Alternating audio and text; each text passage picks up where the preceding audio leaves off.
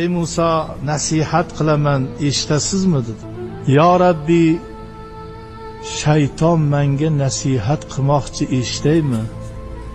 Eshiting dedi Alloh. Adashtirgani kelganda men to'xtatib qo'yaman dedi. Ayting, hech qachon takabbur bo'lmang. Kibr hamma ishni xorlikka olib keltirib qo'yadi. Toatga bino qo'ymang, hali qabuli bo'ldimi, bo'lmadimi bilmaysiz. Ilmingizga havolanmang, u foydali ilm bo'layaptimi yo nofoyda.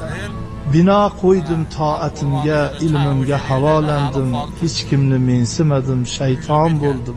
Kimki takabbur ekan, oxiri xor bo'ladi. Ikkinchi so'zim, hech kimga hasad qilmang.